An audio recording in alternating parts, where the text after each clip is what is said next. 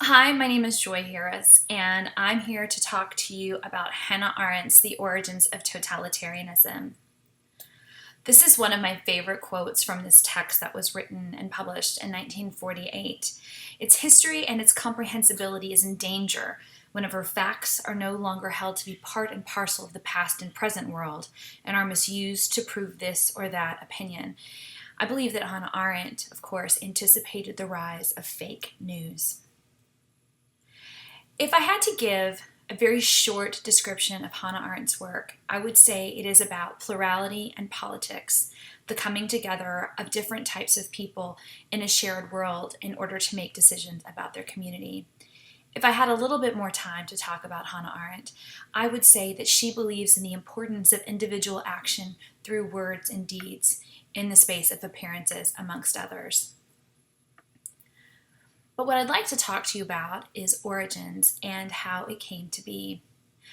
My biggest question when I read this book was, how did Hannah Arendt, who studied with some of the greatest minds of German philosophy in the 20th century, move from philosophy to the world of politics? Throughout her career, she never considered herself a philosopher. She always considered herself a political theorist. Of course, she studied with Martin Heidegger while he was working on Being and Time. She did her dissertation with Karl Jaspers. She was also interested in social notions of Berlin society in 19th century. The bottom picture is that of Rahel Varnhagen. But I believe that Hannah Arendt moved from philosophy to political theory because of two interacting phrases. The first is acting without thinking, and the second is thinking without acting. Later, when she wrote Eichmann in Jerusalem, which was a series of essays that she wrote for The New Yorker, Arendt talked about Adolf Eichmann not as a devilish, dangerous man who was out to get the Jews and put them into the concentration camp. She talked about him as a normal man who simply acted without thinking about the reverberations of his own actions. But I think even more importantly is the story of Martin Heidegger. So I think that Hannah Arendt would consider Heidegger a person who thought but did not act. About 3 months after the Nazis took over control of the German government, Heidegger was put in charge of the university at Freiburg, where his colleague, Edmund Husserl, who had helped him get a job there, was also teaching. Prior to the Nazis taking over full control of the government, Jewish professors had already lost their library card and had been banned from campus. By the time Heidegger became the rector, they were already fired. However, Heidegger, as the head of the university, had the ability to, help Husserl perhaps get access to the library, perhaps have special teaching privileges. But Heidegger didn't do that. He thought about what was going on, but he did nothing to change it. So Eichmann acted without thinking, and Heidegger thought without acting. And so I believe that Arendt thought that either of these cases, acting without thinking or thinking with acting, create a place where politics cannot exist, where people cannot thrive. There are a few themes that come up in The Origins of Totalitarianism, which will happen throughout the rest of her works, particularly the human condition and then later with the life of the mind. First is the difference between the public, the private, and the social. Arendt believed that there should be a very strict division between what we discuss in public and what we discuss in private. Our private lives, our relationships, those are very sacred and important conversations, people to us, and we should not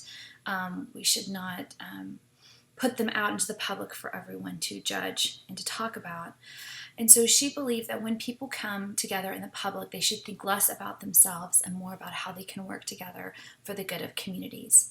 But she already anticipated the rise of the social, which is the mixture between the public and the private, where individual interests make an effect on public discourse. One example I like to think about is Congress people who, let's say there's a man who's a congressman, he does a great job, he represents his constituents, and then he is accused of having an affair on his wife, and so because of that, he feels like he cannot run for office again because he has been so shamed by everyone.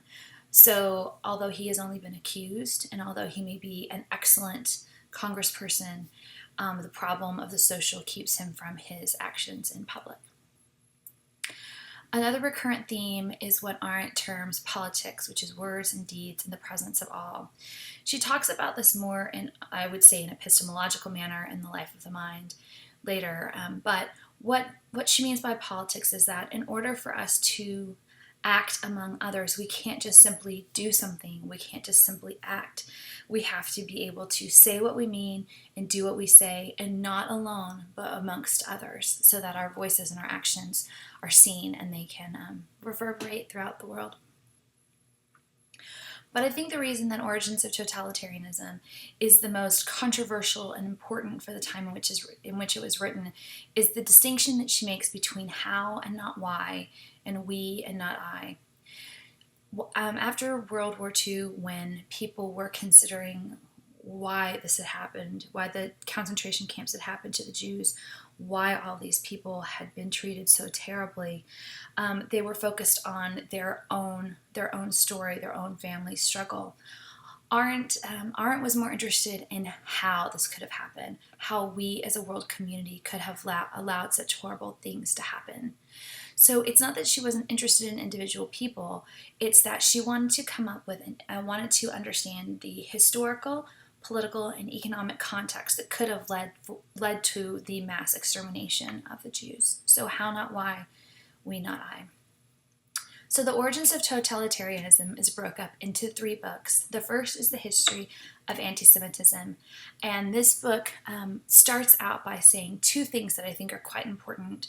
First of all is that the Jews were not a scapegoat, and that the Jews were not powerless, and that by looking at how the concentration camps and totalitarianism came to be, we can understand everyone's responsibility and the part that they played. So there are a few assumptions that Arendt makes as she's talking about the history of anti-Semitism. And one is this idea of court Jews and Jewish bankers. Now, not all Jewish people were bankers or had lots of money, but she likes to talk about the court Jews and the Jewish bankers as people who sort of connected all of these disparate sovereign nation states together. So if we look at the idea that Jews didn't have a national citizenship, they didn't have a particular social standing or class identification, this made them different than other people. And what I mean by that is if you were a French Jew, if you were a Jew living in France, you were not French, you did not have a particular social standing with other French people, and you didn't necessarily have a class identification either. So if we go back to the idea of court Jews or bankers, she says that because Jewish people had access to money and because they lacked those particular affiliations, they were able to broker deals, financing, and diplomatic efforts on behalf of large nation states that other people were not able to do within their own country. So, no national citizenship, social standing, or class identification gave them different sorts of privileges. So what happens, though, is that as the industrialization happens and more people become interested in politics because it affects the way in which they make money, the standing of the Jewish people diminishes. And so as people who have no national citizenship, no social standing, and no class identification, they become this group of sort of nameless, stateless people. And yet, there were Jews within that group that, of course, wanted to be excellent. They wanted to do good at their jobs. They wanted to be excellent musicians. They wanted to stand out from the hordes of people that didn't have these basic identifiers. And Arendt talks about this as the pariah, the parvenu, the pariah as the person who cannot fit into society, or the parvenu is the person who rises to the top, has to be a genius or has to be excellent, and that's a very difficult standard to uphold. And this image right here is of Benjamin Disraeli, who is an incredible example of Arendt's idea. Disraeli is Jewish, and he was living in London, and he was able to master very complicated 19th century English society and become a member of all these social clubs and associate himself with the aristocracy At a certain point, he became a member of the parliament and then rose to be the prime minister. He was prime minister actually twice. But in order for him to rise to this station, he had to make himself truly sound excellent. So there was a lot of language that he used, like, Jews are the chosen people of God. I am this excellent chosen person. Jewish people who have all these connections around the world. We actually run the world in this indirect way. So he just really did all that he could to make him sound very important so he could continue to amass power. But Arendt, in this section of the book, said he did much to sort of create anti-Semitic language and stories. So what Arendt also speaks about in this section is the difference between social and political equality. And so, as I mentioned before, as Jews became less and less useful nationally in terms of diplomacy or underwriting skirmishes and wars, and as the bourgeois class came to power and they became more interested in politics because it affected the way in which they made money, then we can see that there is a difference between political equality and social equality. So while Jews had the same political equality as other people, let's say in France, they still did not fit in at all in French social circles. On top of that, because their jobs as bankers, as Arendt is making this assumption about, once they lost their capacity to work for these large nation states or for other very rich people, they were still bankers. They still had a profession. They still had to make money for their children. And so the people in which they lent money to became more lower class, middle class people. And so at this point in time, people didn't just take out a loan to buy a car or to buy a house.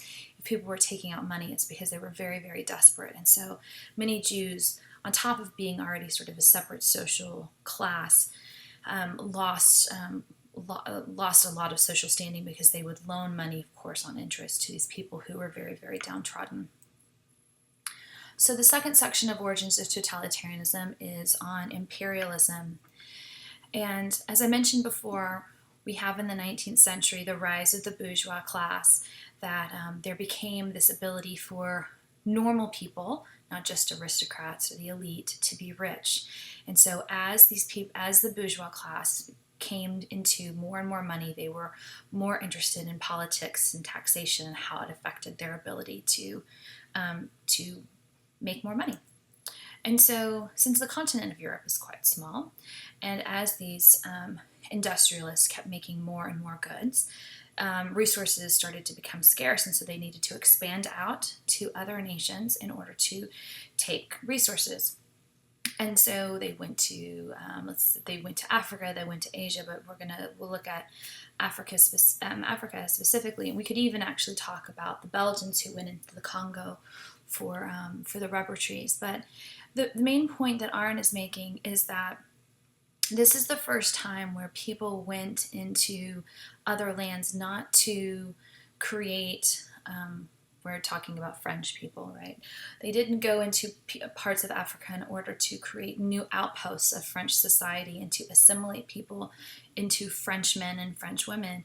They simply wanted to expand their territory so that they could take resources. So this is very different than the notion of like Rome expanding out because they wanted to create more and more Romans. So as these countries expanded out, they encountered all these people who were very, very, very different from them. And she talks about this in terms of race thinking. And I think this is one of the more powerful sections of imperialism, because she really asks us to step into the shoes of people who are entering Africa for the first time. And so she says that as these people were walking around and surveying the land to see what resources they could take, they saw these people who didn't have clothes. They clearly didn't have tea time, of course, right? And that they didn't have any language that was discernible. They didn't have homes that looked like real homes. And so they began to think of these people as phantoms. Like they were these figments of people that were there, but really weren't there, and they didn't quite know what to do with them. And so they kind of passed by them and passed through them. And this is such a powerful image, because I think that we still create people who are in front of us who we don't know what to do with, mentally ill and the homeless, for example, that they become more like phantoms than real people to us. So, like I said, through the course of expansion, these people start experiencing other types of people, and it makes them think about their own race and their own national identity more. And this brings us to nationalism. So if we know that we are not like the people that we just saw on the African continent, who are we and what makes us unique and special? What defines what it means to be French? What defines what it means to be German? What does it mean to be American? And this is an image of Leni Riefenstahl, who worked closely with Hitler in creating propaganda. And she's this amazing character because she started out as a dancer and then she became a very famous German actress who did these mountaineering movies. So she's scaling German mountains barefoot with snow falling down around her. And then she later became a director, and then she filmed Triumph of the Will, which is considered one of the most amazing propaganda films of all time, actually. And she also filmed the 1938 Berlin Olympic Games. But the most important part of this is that through the rise of industrialization and expansion efforts, interacting with different types of people, it caused Europeans to think differently about who they are. And this is a picture of a screenshot from Olympia, Leni Riefenstahl's Olympia. And I wanted to include this because Riefenstahl was integral in creating the idea of what an ideal German body looked like, what an ideal German person looked like, what is excellence. And when I think about how we photograph and show Olympians here in the United States, we have individual people like on Wheaties boxes, and we get to know the story of the people and the hard work that they've done, any obstacles that they've overcome. But when Riefenstahl filmed Olympia, she basically made everyone the same. It's I believe it's this sort of dehumanization of the body that she does repeatedly throughout her work. Actually, even in the work that she does of the Nuba people in Africa. The last section of the origins of totalitarianism is simply called Totalitarianism, and this is a screenshot from The Triumph of a Will, which is the propaganda film that Leni Riefenstahl made.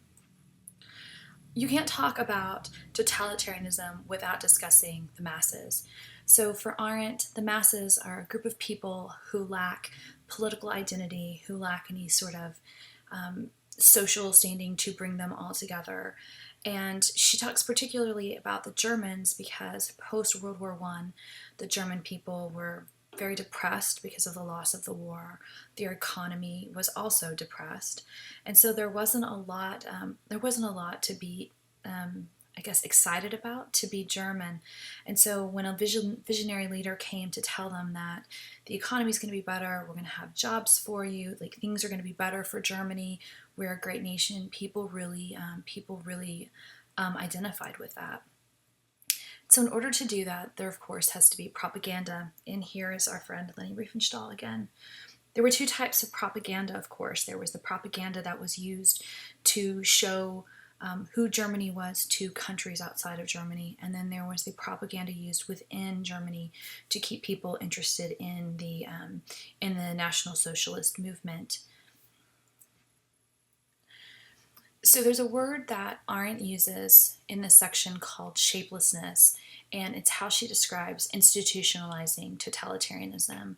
And what she meant by that is that there were three disparate sections of the organization of the government, but they all moved and shifted to suit the will and the needs of the leader, which of course is Hitler. So on the bottom level of the government were the entry organizations, the organizations that were used to convince people to join the National Socialist, right? The middle section were the administrative departments. And when Hitler took power, he didn't actually get rid of the existing administrative functions. He just added more bureaus. So what ended up happening is that there was a lot of confusion. There wasn't a direct way to get a passport, for example. There was no efficiency. There was a lot of circles and a lot of just a lot of confusion on how to get anything done. And then the top section, of course, is Hitler and his closest advisors. So totalitarian movements rely on a strong leader, and that strong leader is the epitome of the government, the epitome of the success of the government. And so if the leader is wrong, then the government has failed as well. And so Hitler used this tripartite institutional model in order to give him the flexibility to make changes or to get rid of divisions as he needed to, so he could continue to look perfect, look like the epitome of a German ruler. But what ends up happening in the end is that through totalitarianism, a person becomes superfluous. And Arendt says that this happens in 3 ways. First is that under totalitarianism, under this breakdown of rules where people are forced to be together, not because of shared values or ideas, but because ultimately a leader has told them what to do, what to say, and what to think, that they lose their ability to judge.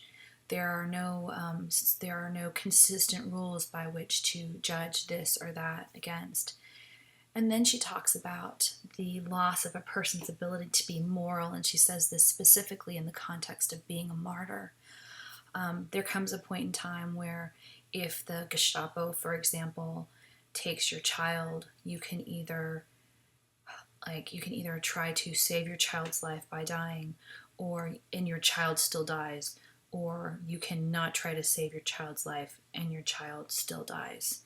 So our ability to even make good decisions on behalf of others, our ability to be kind and have it make a difference is totally taken away. And then if you take away, what Arendt says is if you take away someone's ability to judge, someone's ability to be moral, then ultimately you take away their entire ability to be an individual person.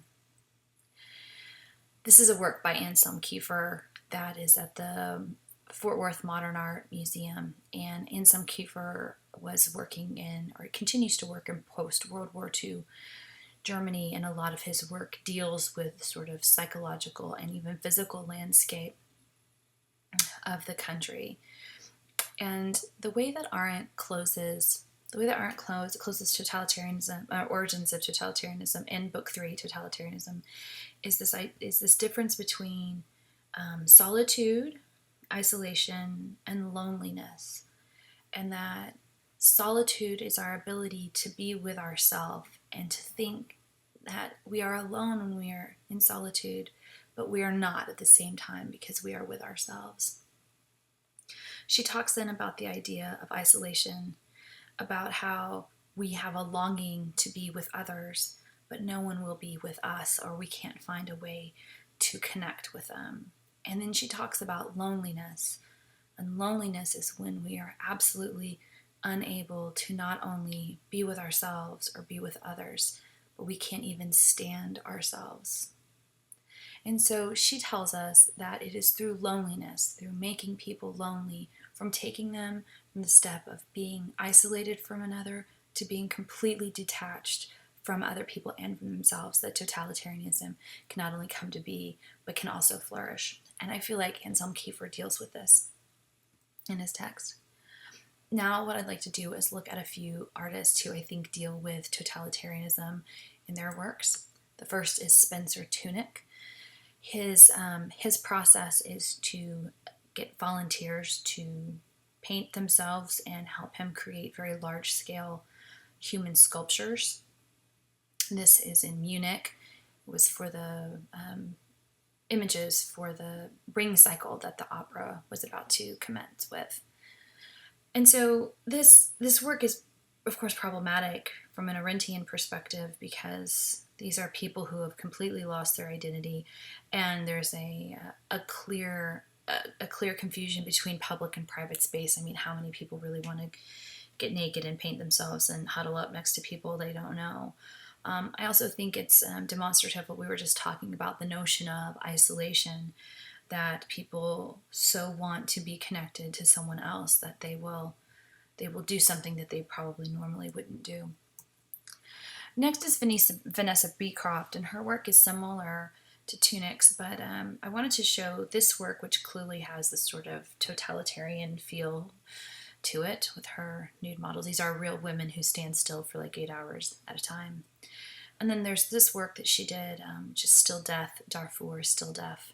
She took women from Darfur and painted them and used the bodies to for a political message, unlike the previous work, which is purely aesthetic.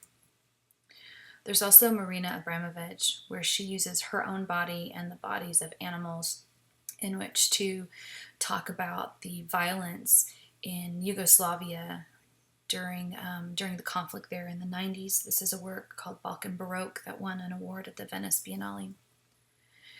This is a work that just won the Golden Lion in Venice in 2017. This was the Germany pavilion, so as you walk in, you have dogs that are looking at you and barking. You have people who are straddling fences as if they're either trying to get out of a concentration camp or they're stateless people and they don't know where they belong. So this is Anne Imhoff, which the name of this is Faust. Then you have people standing. It's a performance art. It's an installation and performance artwork. People standing in various areas, but then there's also a raised floor where you can see that people are creating communities and talking and hiding beneath the floor. So in the same way we were talking about the phantoms before, there are people that are there that aren't there at the same time. These artists are also there and not there at the same time. They even created fires and ate and did all sorts of things underneath these floors. So this also too made me think about sort of like homeless people. Again, the notion of the phantom, homeless people who have to dig underground or find different places in order to survive. This work is by Tania Bruguera. It's called Talons Whisper, and it was performed in 2008 at the Tate Museum, at the Tate Modern in London. And part of her exhibition was to have people dehumanized in a way. So she knew that most of the people coming to the Tate would never have the experience of being herded like an animal, where their body had no meaning. Like, we have power over our own body. We can choose to go left or right or forward or backward or run or jump or skip. So what she did is, as people came into the Tate, she had mounted police officers tell them where to go. So they say, stop, you can't go anywhere. Or, oh, you, this one person, you can go that way. Or, oh, you'll have to wait. So these people are, of course, believing the mounted police officers and what they should do. But what Bruguera was doing is showing them that there are instances in public places where they could have no control over their bodies, and that what they're told to do could be completely arbitrary. And to get this back to Arendt, Tania Bruguera also did a 24/7 reading of The Origins of Totalitarianism in her home in Havana. It's her and six of her colleagues. And of course, as soon as the government found out that she was doing a reading like this, they put street construction work outside her window so no one could hear her. But the purpose of this work was for her to read a text out loud to say, we know what is happening. People have been thinking about what is happening. We are thinking. We are going to try to do something to change the government here. So what this makes me think about, or as I was preparing for this lecture, I was thinking about the difference between fascism and dictatorship and populism, and the way that these words are used in the news and in public discourse more generally, and what is the difference between all these words. Of course, a dictator, though Eva Peron wasn't necessarily a dictator, she was close to one. A dictator is just someone who is a strong leader of a government. It's a corrupt leader, but it's not someone who is necessarily it doesn't necessarily completely dehumanize people. In the Aristotelian sense, it is the degradation of the monarchy. A fascist, however, is someone who sees that the masses have no direction and takes advantage of these people who are looking for a visionary leader and has them and motivates them and moves them. Fascism is not ideological. It's all about gaining power. This, of course, is Mussolini. Here we've talked about totalitarianism, which can be seen as fascism, but totalitarianism institutionalizes itself in a different way than fascism does. Totalitarianism institutionalizes itself by completely breaking down the human being. And this brings us, of course, to populism. So what is the difference between populism and fascism and totalitarianism? Populism, too, is a political movement that's based off of bringing together people who feel like they are not connected to government. But unlike fascism, populism is never looking to overthrow a democratic process. They're looking to get a new visionary leader through the democratic process. And so this is a short summary of origins of totalitarianism. I would love to get any comments. I would love to start any conversations that you might have about this text or any other of Hannah Arendt's text. You can, of course, find me and the rest of my writings at JeanetteJoyHarris.com. And I hope to hear from you soon.